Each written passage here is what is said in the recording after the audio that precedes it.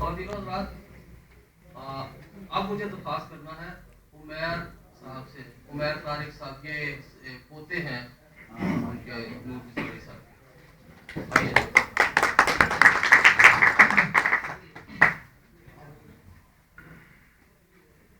نو دے اٹھے خمار میں ڈوبے ہوئے بدن، میری غزل نے آگ لگا دی چمن چمن۔ میرے پاپا ایک عظیم انسان تھے، شاید یہ ایک جملہ میرے پاپا کی پوری زندگی کا احاطہ کر سکتا ہے۔ میں نے ان جیسا شفیق باپ اور بے لوث دوست آج تک نہیں دیکھا۔ میں اپنے پاپا کی زندگی، ان کی ادبی صلاحیت اور محبت کو اس مختصر وقت میں بیان کرنے سے قاصر ہوں۔ تاہم اتنا ضرور کہنا چاہوں گا کہ میرے پاپا نے ہمیں اور اپنے دوستوں کو بہت چاہا۔ شاید ہی کوئی دن ایسا گزرتا ہو جب ان کے پاس ان کا کوئی مداح موجود نہ ہوتا ہو۔ میں نے بچپن سے ہی اپنے ڈرائنگ روم کو ان کے دوستوں اور مداحوں سے بھرا ہوا دیکھا ہے۔ خصوصاً سید عارف صاحب سے انہیں گہرا لگاؤ تھا۔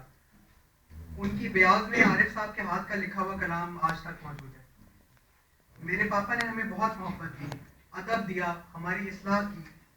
مجھے آج بھی یاد ہے کہ پاپا نے مجھے ایک آٹوگراف دیا تھا جس میں میرے لیے زندگی گزارنے کے طریقے انہوں نے چند سطروں میں بیان کر دیے تھے۔ پاپا ہمیں بس اسٹاپ پہ چھوڑنے جاتے اور ہماری واپسی پر ہمارا انتظار کر رہے ہوتے۔ وہ ہمیں قیام پاکستان اور خصوصاً ان کی اپنی ہجرت کا قصہ بہت سنایا کرتے تھے کہ وہ کیسے دہلی سے لاہور پہنچے۔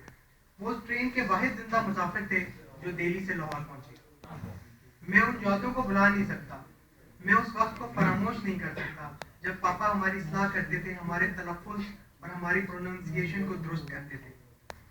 اور حالانکہ شدید بیماری کے دنوں میں بھی اگر ہم میں سے کوئی لفظ اردو کا یا انگریزی کا غلط بولتا تو وہ اس کی اصلاح کر دیتے تھے۔ میرا مقصوم ہے مرگ مسلسل، میں تو ہر دور میں زندہ رہوں گا۔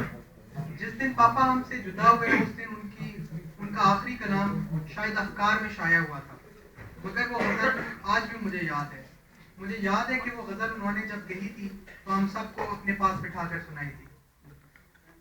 جب میں گنگناؤں گا زیست آفری نغمے، جب میں گنگناؤں گا زیست آفری نغمے، کس طرح نہیں بچتے سب رباب دیکھوں گا۔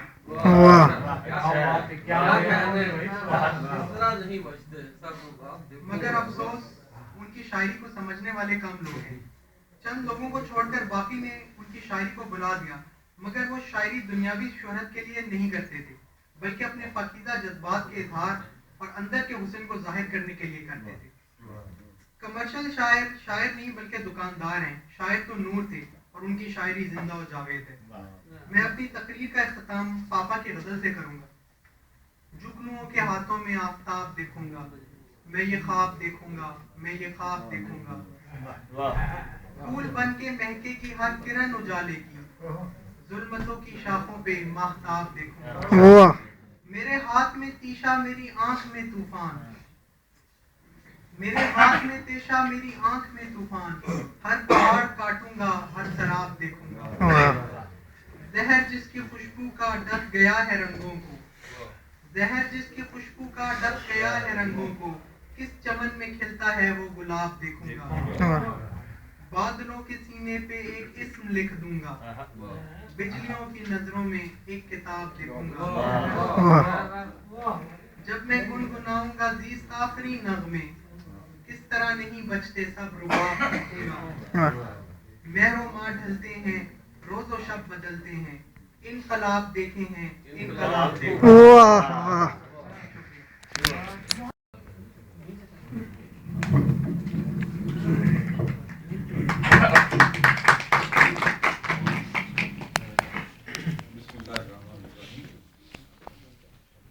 خواتین و حضرات، آپ روز دیکھتے ہیں کوئی ہمارا شاعر جب ہم سے جدا ہوتا ہے تو تازہ تازہ جو تقریبات ہوتی ہیں ریفرنس کی، اسے یاد کرنے کی، ان میں جو تھوڑی سی بھیڑ ہوتی ہے یا جو ہوتی ہے اس میں تھوڑا سا مربت کا بھی ایک عمل دخل ہوتا ہے۔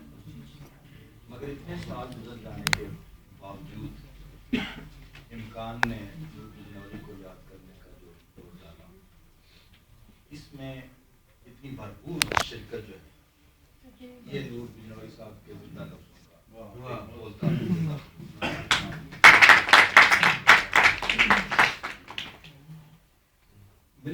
اکاؤنٹس نے ہمیں بڑے بڑے شاعر دیے ہیں.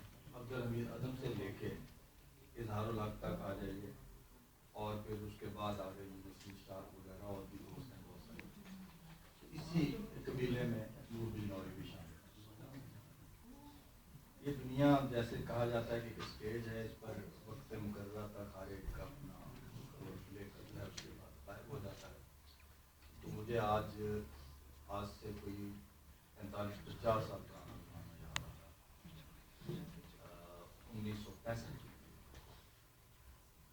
1965 میں ایم اے اردو کا طالب علم تھا, اور یونیورسٹی کالج لاہور میں.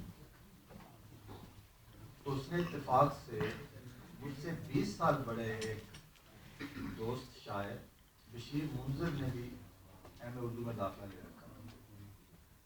بشیر منظر انارکلی سے جو ہسپتال روڈ ہے